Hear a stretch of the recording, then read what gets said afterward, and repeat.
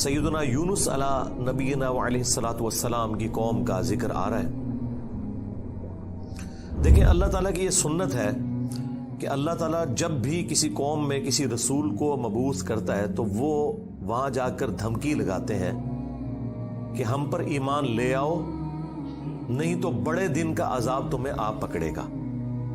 اور وہ بڑا دن ان قوموں کے لیے ایام اللہ بن جاتا ہے، جس طرح کہ حضرت موسیٰ علیہ السلام کے مخالفین کے لیے، فرعونیوں کے لیے بخاری مسلم میں آیا کہ 10 محرم کا دن ایام اللہ بن گیا کہ اس دن فرعونی ڈبو دیے گئے۔ اسی طریقے سے قوم نوح جس دن ڈبوئی گئی وہ ان کے لیے ایام اللہ میں سے ایک یوم تھا، اللہ کے بڑے بڑے فیصلوں کے دنوں میں سے ایک دن۔ تو رسول ہمیشہ یہ دعوت دیتے ہیں کہ ہم پر ایمان لاؤ، اور اگر ایمان نہیں لاؤ گے تو بڑے دن کا عذاب تمہیں آ پکڑے گا، اور الٹیمیٹلی عذاب آتا ہے اور اللہ تبارک و تعالیٰ اہل ایمان کو انبیاء کے ساتھ بچا لیتا ہے اور مخالفین کو تباہ و برباد کر دیتا ہے، کبھی سمندری طوفان کی شکل میں، کبھی آسمان سے پتھروں کی بارش کی شکل میں، کبھی تیز آندھیوں کے عذاب کی شکل میں، کبھی زمین میں دھسائے جانے کی شکل میں، مختلف شکلوں میں اللہ تعالیٰ کے عذابات آتے ہیں۔ اور یہ رسولوں کے کیس میں ہے، کیونکہ اللہ تعالیٰ نے پیٹ رول رسولوں کے کیس میں بیان کیا ہے، کتب اللہ لأغلبن انا ورسلی۔ اللہ تعالیٰ نے اپنی ڈیسٹنی میں، تقدیر میں یہ بات لکھ دی ہے کہ میرے رسول، بے شک میرے رسول اور میں ہی غالب رہوں گا۔ تو ظاہر ہے کہ رسولوں کا غلبہ اسی صورت میں ہوگا کہ جب رسول دھمکی لگانے کے بعد خود قتل نہ ہو جائے بلکہ ان کے مخالفین تباہ ہو جائیں اور رسولوں کو اور اہل ایمان کو اللہ تعالیٰ بچا لے۔ ایک ایکسیپشنل کیس سیدنا عیسیٰ علیہ السلام کا ہوا ہے کہ اس وقت تو ان کے مخالفین تباہ و برباد نہیں ہوئے، حضرت عیسیٰ علیہ السلام کو اللہ تعالیٰ نے زندہ آسمانوں پہ اٹھا لیا۔ یہ ایک یونیک ایکسیپشنل کیس ہے، لیکن اس کے بعد سے اب تک یہودی اللہ تعالیٰ کے زیر عتاب ہے اس حوالے سے کہ انہوں نے اپنی روش درست نہیں کی، اور پھر آخری عذاب کا کوڑا حضرت عیسیٰ علیہ السلام کے ذریعے ہی پڑے گا ان یہودیوں پر، اور وہ جب دنیا میں آئیں گے تو پھر یہودیوں کے خلاف قتال کریں گے۔ دنیا میں ان کا دوبارہ آنے کا مقصد ایک اعتبار سے اس حساب سے بھی بن جاتا ہے کہ انہوں نے اپنی مبارک زندگی میں اپنے مخالفین کے اوپر عذاب نہیں دیکھا تھا، وہ اب جب دوبارہ دنیا میں آئیں گے نا تو وہ عذاب اللہ تعالیٰ ان کے ذریعے ان کے مخالفین پر نازل فرمائے گا۔ یہ بھی ایک حکمت ہے حضرت عیسیٰ علیہ السلام کی دوبارہ دنیا میں آنے کی، اگرچہ یہ ان کی اولادیں ہیں لیکن روش تو انہوں نے نہیں چھوڑی۔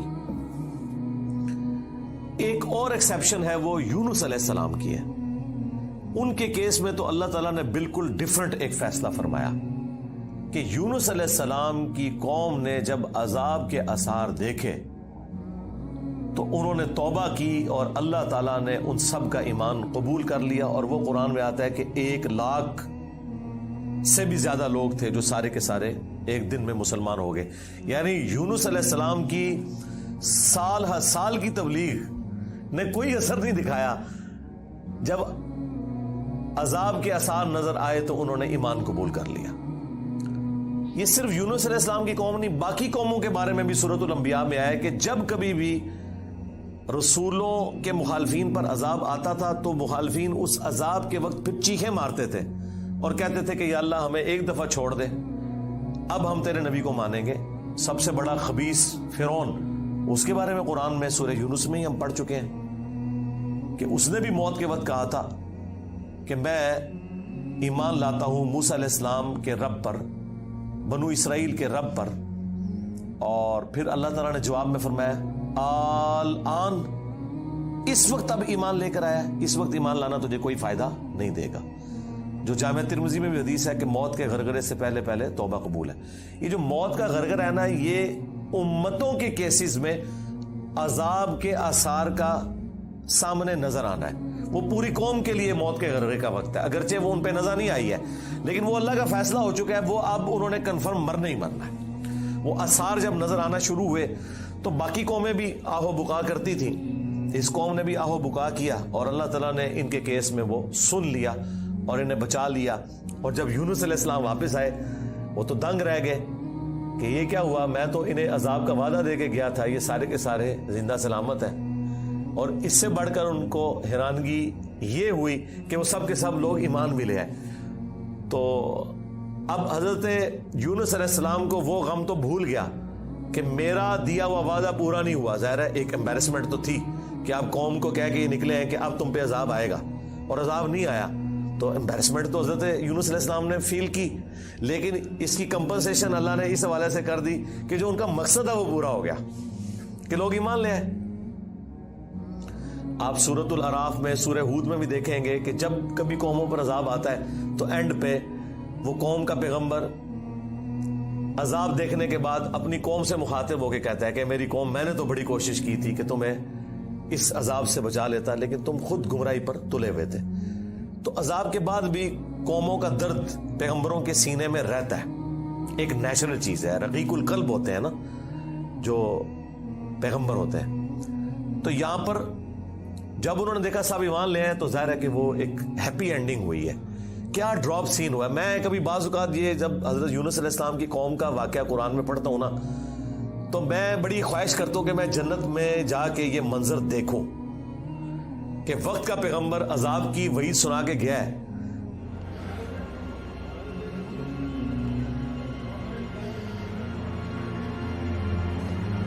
In just 40 days more, Nineveh will be overthrown.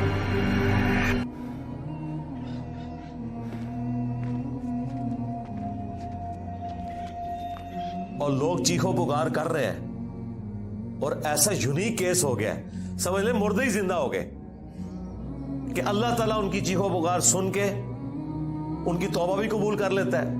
اور پھر یونس علیہ السلام جب واپس آتے ہیں ان کی حیرانگی کیا ہوگی. ٹھیک ہے, کیا ڈراپ سین ہوگا. میں کہتا ہوں نہیں, اس طرح کی کوئی ٹریجک فلم نہیں ہو سکتی جو یونس علیہ السلام اور ان کی قوم کی ہے. اور وہ کیوں ہوا؟ صرف یونس علیہ السلام سے ایک اجتہادی خطا ہوئی. ہم اسے گناہ نہیں کہتے, وہ خطا ہے. انبیاء خطا کرتے ہیں, لیکن چونکہ وہ اپنی خطا پر قائم نہیں رہتے اور وہ گناہ کے زمرے میں بھی نہیں ہے, غلطی ہے بحیثیت انسان. انسان غلطیوں سے پاک اگر ہم پیغمبروں کو کہتے ہیں تو یہ پاک وہ والا نہیں ہے جس طرح اللہ پاک ہے. آپ سبحان کا لفظ صرف اللہ کے ساتھ بولتے ہیں, کوئی پیغمبر بھی سبحان نہیں ہے. پرفیکٹ صرف اللہ ہے. دیکھیں انسان تو ہے ہی امپرفیکٹ. جب ہم نیند کے محتاج, کھانے پینے کے محتاج, اس کے بعد ٹوائلٹ کے محتاج, اور سب سے بڑھ کر اپنی زندگی کے لیے اپنے رب کے محتاج, تو انسان تو پرفیکٹ ہے ہی نہیں ہے. پرفیکٹ صرف اللہ ہے جو کسی کا محتاج نہیں ہے. غلطیوں سے پاک صرف اللہ ہے, باقی غلطی تو کسی سے ہو سکتی ہے. لیکن پیغمبر کو ہم جو کہتے ہیں نا کہ پیغمبر غلطیوں سے معصوم ہے, عصمت انبیاء کا عقیدہ, اس کا مطلب یہ ہے کہ وہ گناہ نہیں کرتے. خطا بہرحال ان سے ہو جاتی ہے, اور خطا جب ہوتی ہے تو اللہ تعالیٰ ان کی ریمیڈی فرماتا ہے, ان کی اصلاح کرتا ہے. وہ اپنی خطا پر قائم نہیں رہتے, رجوع کر لیتے ہیں, اور جب رجوع کرتے ہیں تو امت کے لیے وہ رول ماڈل ہوتے ہیں. آج کی ڈیٹ میں رسول اللہ صلی اللہ علیہ وآلہ وسلم معصوم ہے کہ اگر زندگی میں کوئی اجتہادی خطا ان سے ہوئی تو اللہ تعالیٰ نے اس کی ریمیڈی فرما دی اور پھر اس غلطی کو معاف کر دیا. وہ گناہ نہیں تھا, یہ ذہن میں رکھیے گا. گناہ اور غلطی میں فرق ہے. گناہ وہ ہوتا ہے کہ جو پوری وعید معلوم ہونے کے باوجود انسان وہ ایکٹیویٹی پرفارم کر لے. اجتہادی خطا یہ ہوتی ہے کہ وہ ایک ایسی صورتحال اس کے سامنے آئے جس میں اس کے سامنے دو آپشن موجود ہوں, اور اس میں سے وہ ایک ایسا آپشن اڈاپٹ کر لے جو اللہ کی مرضی نہ ہو, اور جو اللہ کی مرضی والا آپشن ہے اسے وہ ترک کر دے. اور یہ وہ بدنیتی پہ نہیں کر رہا, اس کی سمجھ میں ہے ہی ہے اس کا آپشن, وہ نافرمانی سمجھ کے نہیں کر رہا. جس طرح نبی علیہ السلام نے کیا, غزوہ بدر کے قیدیوں کو چھوڑ دیا. سورہ محمد میں یہ آیت نازل ہو چکی بھی تھی کہ جب تک فتنہ مکمل طور پر ختم نہیں ہو جاتا آپ نے ان کو قتل کرنا ہے, اپنے مخالفین کو. قتال کی آپ کو اجازت دی گئی, سورہ محمد کا نام ہی سورہ قتال ہے. ہاں جب فتنہ ختم ہو جائے اس کے بعد جو جنگیں ہوں گی نا, اس کے بعد آپ کی مرضی ہے, چاہے تو فدیہ لے کے کافر قیدیوں کو چھوڑ دیں اور چاہے آپ انہیں قتل کریں. اب بدر کے بعد فتنہ تو ختم نہیں ہوا تھا, لیکن نبی علیہ السلام نے یہ ایزیوم کیا کہ 70 سردار ان کے مر گئے, ان کی کمر ٹوٹ گئی, وہ جو 70 ہم نے قیدی کیے ہوئے چلو ہم انہیں فدیہ لے کے چھوڑ دیتے ہیں, شاید یہ لوگ اسلام قبول کر لیں. اپنی شرافت کی وجہ سے نبی علیہ السلام نے ایسا کیا.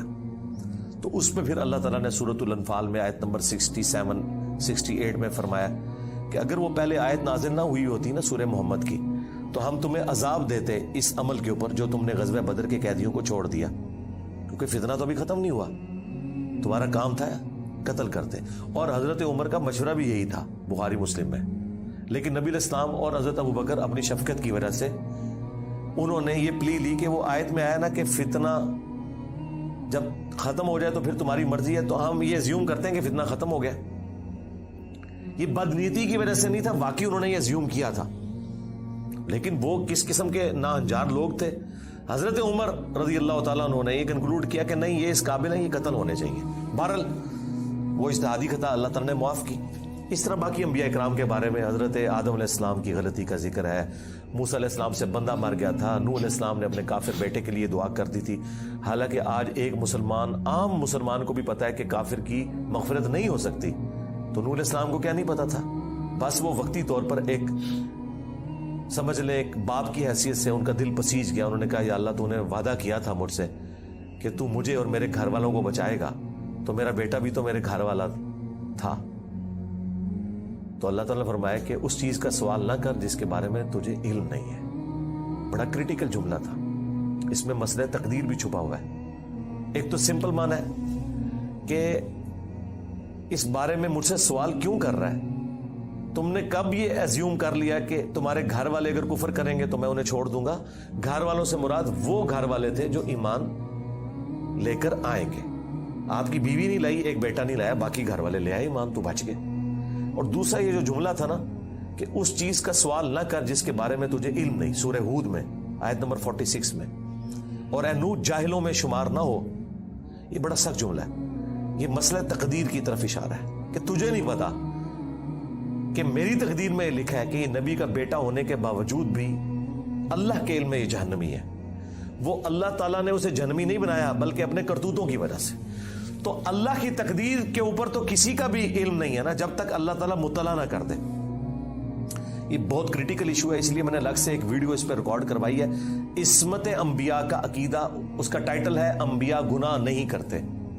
یہ ہمیں جو عصمت انبیاء کا عقیدہ بتایا گیا ہے وہ یہ ہے کہ نعوذ باللہ انبیاء کے اندر گناہ کرنے کی حص ہی نہیں ہوتی. یعنی انبیاء کرام جو ہے ان کے ساتھ وہ کمزوریاں بشری اٹیچ نہیں ہیں جو باقی انسانوں کے ساتھ اٹیچ ہیں. اگر یہ بات ہوتی تو انبیاء کی فضیلت ہی نہ ہوتی. انبیاء کی فضیلت ہے اس وجہ سے، انبیاء کی فضیلت ہے اس وجہ سے کہ وہ بشری کمزوریوں پر اوور کم کرتے ہوئے اللہ کے خوف کی وجہ سے گناہوں سے بچ جاتے ہیں. ادروائز پھر فرشتوں میں اور انسانوں میں کوئی فرق ہی نہ رہ جائے. تو یہ ہے اصل چیز جو انہیں فضیلت میں لے جاتی ہے عام انسانوں کی نسبت، کہ وہ اللہ کا اتنا خوف رکھتے ہیں کہ وہ گناہوں سے بچتے ہیں. رہی لغزش اجتہادی خطا وہ ہو سکتی ہے. تو میں نے وہ انبیاء گناہ نہیں کرتے اس میں تفصیل کے ساتھ واقعات مختلف قرآن سے بیان کیے. سورہ یوسف میں ہے کہ اس عورت نے یوسف کا قصد کیا، یوسف بھی عورت کا قصد کر لیتا اگر اپنے رب کی برہان نہ دیکھتا. اب اندازہ کریں، اللہ تعالیٰ فرما رہا ہے کہ یوسف علیہ السلام بھی اس برائی میں پڑ جاتے اگر اللہ تعالیٰ انہیں ایک خاص نشانی نہ دکھاتا. وہ قرآن میں تو رپورٹ نہیں ہوئی، اسرائیلی روایتوں میں آتا ہے کہ اللہ تعالیٰ نے اس وقت حضرت یوسف علیہ السلام کو اپنے والد کی شبیہ دکھا دی تھی حضرت یعقوب علیہ السلام کی، اور وہ انگلی سے یوں اشارہ کر رہے تھے کہ یہ کام نہیں کرنا تم نے. یا اس وقت شیطان بھیانک شکل میں انہیں نظر آ گیا کہ یہ شیطان مجھ سے برائی کا کام کروانے لگا ہے. بہرحال کوئی نشانی اللہ نے دکھائی ہے قرآن میں ہے اور اس کی وجہ سے وہ برائی سے بچے ہیں. اس کا مطلب ہے کہ ان میں مادہ موجود تھا لیکن اللہ نے انہیں بچایا ایک نشانی کے ذریعے. تو انبیاء کی اللہ تعالیٰ حفاظت کر لیتا ہے. یونس علیہ السلام سے جو آپ سمجھ لیں اجتہادی خطا جسے ہم گناہ نہیں کہتے وہ یہ ہوئی کہ جب مقررہ وقت کے اوپر قوم یونس ایمان نہیں لے کر آئی تو یونس علیہ السلام نے انہیں کہا کہ اب 3 دن بعد عذاب آ جائے گا. جو اللہ نے وعدہ کیا تھا کہ یہ ان کا سمجھ لیں ٹائم اینڈ ہو رہا ہے، اس ٹائم لائن کے بعد عذاب آنا ہے. لیکن ساتھ یہ ضروری تھا کہ اللہ تعالیٰ کی وحی کا انتظار کرنا ہے اس علاقے کو چھوڑنے سے پہلے. تمام انبیاء جب قوموں کو وحی سناتے ہیں نا تو پھر اللہ تعالیٰ کی وحی کی اجازت کے بعد اس علاقے کو چھوڑتے ہیں. نبی اسلام نے بھی ہجرت دیکھیں اینڈ پہ کی ہے, ایویں نہیں, مطلب آپ خود سے نہیں نکلے, اللہ تعالیٰ کی وحی کے ذریعے نکلے. قرآن میں سورۃ الانفال میں آیا تھا کہ یہ جب کافر کہتے تھے نا کہ ہم پر عذاب کیوں نہیں نازل ہوتا, ہم نبی کا انکار کر رہے ہیں, تو اللہ تعالیٰ نے فرمایا کہ جب تک اے نبی تم ان میں موجود ہو ہم ان کو عذاب نہیں دیں گے. اللہ کی سنت ہے کہ جب کبھی کسی قوم کو عذاب دینا ہوتا ہے نا تو اس قوم میں سے انبیاء اور اہل ایمان کو الگ کرتا ہے, پھر باقی کی قوم پر عذاب آتا ہے.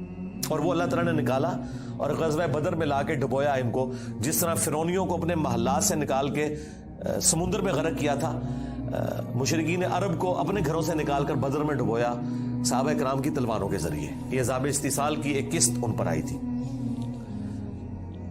تو یونس علیہ السلام نے ازیوم کیا کہ ظاہر ہے کہ اس کے بعد عذاب تو آنا ہی ہے, لیکن ان کی شان اس سے بلند تھی کہ وہ وحی کا انتظار کیے بغیر نکل گئے. بس جب وہ نکلے, جس کشتی میں سوار ہوئے, وہ کشتی جو ہے وہ بھنور میں پھنس گئی, اور ان کی اپنی ایک نارمز چل رہی تھی کہ اگر کشتی بھنور میں پھنس جائے تو یہ اس چیز کی علامت ہے کہ کوئی غلام اپنے آقا کی اجازت کے بغیر بھاگ کر آ گیا. پھر وہ قرآن اندازی کرتے تھے, اور جس کے نام قرآن نکلتا تھا اس کو فدیے کے طور پر وہ سمندر میں ڈال دیتے تھے. پہلی دفعہ قرآن اندازی کی گئی, بیلٹنگ, تو حضرت یونس علیہ السلام کا نام نکلا. تو ان کا نہیں, یونس علیہ السلام تو اس طرح ہو ہی نہیں سکتا. دوسری بار, تیسری بار, تینوں بار یونس علیہ السلام کا نام نکلا قرآن اندازی میں. تو یونس علیہ السلام نے, اچھا قرآن میں اشارتاً اس کا ذکر ہے, اسرائیلی روایتوں میں تفصیل کے ساتھ ہے, لیکن یہ بالکل قرآن میں فٹ ان بیٹھتی ہیں. What have you done? He told me to go to Nineveh and deliver a message. Instead I ran away. یعنی آپ کو یہ تو بتایا گیا کہ یونس اسلام مچھلی کے پیٹ میں رہے, تو وہ مچھلی کے پیٹ میں پہنچے کیسے تھے؟ مچھلی کے پیٹ تک پہنچنے کے لیے تو آپ کو ابدوز چاہیے, نیچے ہے مچھلی, اتنی بڑی ویل مچھلی ہے, کوئی چھوٹی مچھلی کے پیٹ میں تو رہ نہیں سکتا بندہ. تو وہ حضرت یونس علیہ السلام کو انہوں نے سمندر میں پھینک دیا. یونس علیہ السلام نے خود ہی کہا, ان کو کلک کر گیا کہ یہ معاملہ میرے اینڈ پہ ہے. انہوں نے کہا بھئی مجھے پھینکو تم, مجھے سمجھ آ گئی ہے. ظاہر فوراً کلک کر گیا کہ یہ معاملہ خراب میرے سے ہی ہو گیا. وہ ان کو سمندر میں پھینک دیا تو اللہ کے حکم سے ایک مچھلی نے انہیں نگل لیا. یہ قرآن میں ہے. قرآن میں آگے تفصیل نہیں ہے کہ کتنے دن تک, لیکن تورات میں ملتا ہے کہ 3 دن اور 3 رات تک وہ مچھلی کے پیٹ میں رہے. یہ ویسے پبلک مشہور ہے 40 دن, نہیں 3 دن ہے. بس وہی 3 دن, وہ جو 3 دن عذاب آنے تھے نا, وہ 3 دن انہوں نے مچھلی کے پیٹ میں گزارے. اور وہ 3 دن ان کی قوم نے زندگی موت کی کشمکش میں گزارے ہیں کہ ابھی عذاب آیا کہ آیا. ٹھیک ہے, توبہ ہے نہیں ہوئی کہ آئی ایم سوری تے توبہ قبول ہو گئی ہے نا. 3 دن انہوں نے پی کٹی ہے بھائی جی. یہاں تو لوگ 1 دن جیل نہیں کاٹ سکتے, 3 دن تک انہوں نے وہ تکلیف کاٹی ہے. پھر اللہ تعالیٰ نے ان کی توبہ قبول کی ہے. اور یہاں پہ حضرت یونس علیہ السلام 3 دن تک مچھلی کے پیٹ میں اندھیرے میں, اور دیکھیں اللہ نے ان کو ایسے کلمات سکھا دیے, مختصر تھے, پرفیکٹ تھے, بہترین توبہ. لا الہ الا انت سبحانک. سورۃ الانبیاء میں یہ دعا آئی ہے, اے اللہ تیرے سوا کوئی معبود نہیں, اور تو پاک ہے نا, پاک تو غلطی نہیں کر سکتا. انی کنت من الظالمین, بے شک میں ہی ظالموں میں ہوں, میں انسان ہوں, انسان سے غلطی تو ہوگی. تو یہ دعا اتنی اللہ کو پسند آئی کہ سورہ الصافات میں آیا کہ یونس اگر مچھلی کے پیٹ میں ہمیں ان الفاظ کے ساتھ یاد نہ کرتے تو پھر مچھلی کے پیٹ سے اسی دن نکالے جاتے جس دن مردے اپنی قبروں سے نکالے جائیں گے. قیامت کے دن تک مچھلی کے پیٹ میں رہتے, یعنی مچھلی کا پیٹ ان کی قبر بن جاتی. اتنا غصہ ایک جملے نے ٹھنڈا کر دیا. اور ساتھ اللہ نے فرمایا کذالک ننجی المؤمنین, ہم اہل ایمان کو اسی طریقے سے نجات دیں گے. یعنی جو بھی یونس والے طریقے سے ہماری طرف متوجہ ہوا اسے بھی ہم نجات دیں گے. یہ دعا ہمیں اتنی پسند ہے کہ جو ان الفاظ کے ساتھ ہم سے معافی مانگے گا ہم اسے بھی نجات دیں گے. جامعہ ترمذی میں حدیث ہے جو یونس علیہ السلام کی دعا کے ذریعے اللہ کی طرف متوجہ ہوا اللہ تعالیٰ کبھی اسے محروم نہیں لوٹائے گا. لا الہ الا انت سبحانک انی کنت من الظالمین. اور جمع کے صیغے سے پڑھیں گے تو لا الہ الا انت سبحانک انا کننا من الظالمین. وہاں تھا انی کنت من الظالمین, یہ ہے انا کننا من الظالمین. دونوں طریقے سے آپ دعا مانگ سکتے ہیں, بہترین دعا ہے یہ, اسم اعظم ہے دعاؤں کی قبولیت کے لیے. قرآن میں بھی آیا کذالک ننجی المؤمنین, اور جامعہ ترمذی میں بھی آیا کہ جو اس دعا کے ذریعے اللہ کی طرف متوجہ ہوگا اللہ تعالیٰ اسے محروم نہیں لوٹائے گا. لہذا جو جامعہ ترمذی میں حدیث ہے نا کہ اللہ کی حمد اور دروشی پڑھ کے دعا کرو تو قبول ہوتی ہے, تو وہ اللہ کی حمد میں نا آپ اس کو شامل کریں. لا الہ الا انت سبحانک انی کنت من الظالمین, یہ اللہ کی بیسٹ حمد بھی ہے اور بیسٹ استغفار بھی ہے, اور ایسا استغفار ہے کہ اللہ کی رحمت کو ٹریگر کرنے والا ہے. دیکھیں آپ نے اللہ تعالیٰ کی کس چیز کو ہائی لائٹ کی ہے کہ یا اللہ تو پاک ہے, تو غلطی کر نہیں سکتا, اس کی عظمت مان لی, اور پھر ساتھ ہی کہا کہ مجھے تو نے بنایا ہی ایسا ہے کہ میں غلطی کروں گا, تو دیکھ میں کمزور ہوں, میں مان رہا ہوں میں غلطی کروں گا, تو کر بیٹھوں تو معاف کر دینا. اس سے بیسٹ انداز نہیں ہو سکتا اپنی غلطیوں پر معافی مانگنے کا. تو یہ حرز جام بنائیں, لا الہ الا انت سبحانک انی کنت من الظالمین. یقین کریں یہ دعا آپ کے سامنے یونس علیہ السلام ہو, مچھلی کا پیٹ, گپ اندھیرا, 3 دن 3 رات, دنیا میں کوئی آ کے آپ کو ریسکیو نہیں کر سکتا, اور موت سامنے نظر آ رہی ہے. حضرت یونس علیہ السلام اسی طریقے سے بچے ہیں جیسے مردہ کو زندہ ہو جائے, اور یہاں لوگ کہتے ہیں بڑا گرم ذکر ہے جی, خوشبو لا کے کرنا چاہیے اور صاف ستھری جگہ. بھائی جس نے یہ کیا تھا اس سے زیادہ تعفن والی جگہ کوئی نہیں تھی, مچھلی کا پیٹ. یہ تو چلتے پھرتے, نہ اس کے لیے وضو ہونا شرط ہے, نہ اس کے لیے غسل ہونا شرط ہے, اس کے لیے صرف ایک نیک نیتی کے ساتھ اللہ کی طرف متوجہ ہونا شرط ہے کہ آپ مان لیں کہ آپ کمزور ہیں, طاقتور وہ ہے, آپ غلطی کریں گے وہ غلطی نہیں کرتا, آپ معافی مانگیں گے وہ معافی دینے والا ہے. اللہ بھی التواب ہے اور بندے بھی توبہ کرنے والے ہیں. اللہ کی توبہ یہ ہے کہ جب آپ اللہ کی طرف رجوع کرتے ہیں, توبہ کا مطلب ہوتا ہے رجوع لانا, تو اللہ آپ کی طرف رجوع لے آتا ہے. جو بخاری مسلم میں حدیث ہے کہ جو شخص توبہ کر کے اللہ کی طرف رجوع لاتا ہے تو اللہ کو اس شخص سے زیادہ خوشی ہوتی ہے کہ جو اکیلا ریگستان میں ہو, اچانک اس کی سواری غائب ہو جائے اور وہ اپنی موت کا انتظار کرنا شروع کر دے, اور پھر تھوڑی دیر بعد وہ سواری واپس آ جائے جس پہ اس کا سامان لدا ہوا ہے, اسے نئی زندگی ملے, اور وہ اتنا خوش ہو کہ اس کی زبان سے نکل جائے اے اللہ تو میرا بندہ میں تیرا رب, من شدت الفرح, خوشی کی شدت کی وجہ سے. حالانکہ اس نے یہ کہنا تھا کہ اے اللہ میں تیرا بندہ تو میرا رب. اس سے زیادہ اللہ تعالیٰ کو خوشی ہوتی ہے جو بندہ رجوع لے آتا ہے. تو یونس علیہ السلام کی دعاؤں کو آپ اپنے استغفار میں, اپنی صبح و شام کے اذکار میں, ہر جگہ اپنے تشہد کے اندر اس دعا کو پڑھا کریں. یہ بڑے بڑے مشکلوں کو آسان کر دیتی ہے. یار آپ دیکھیں ایک بندے کو اپنی موت سامنے نظر آ رہی ہے اور اس موت میں سے اسے زندگی مل جائے, بس جب آپ نا امیدی کے اینڈ پر پہنچے ہوں اور آپ کو کوئی امید نظر نہ آئے تو آپ یہ پڑھیں لا الہ الا انت سبحانک انی کنت من الظالمین.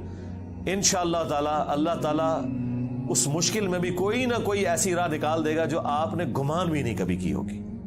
بہرحال وہ 3 دن اور 3 رات کے بعد یونس علیہ السلام کو مچھلی نے ساحل پر ڈال دیا. اب ان کا جسم کافی ڈیمیج ہو چکا ہوا تھا. قرآن میں آیا کہ ان کے لیے اللہ تعالیٰ نے کدو کی بیل اگا دی جو ان کے اوپر سایہ کی ہوئی تھی, کیونکہ بالکل لاغر ہوئے تھے وہ, اور پھر دھوپ سے بچاؤ کے لیے وہ بیل بھی ان کو چاہیے تھی. پھر سسٹین ہوئے, جب واپس اپنی قوم میں آئے تو دیکھا کہ جناب سارے رفع دین نمازاں پڑھ رہے ہیں.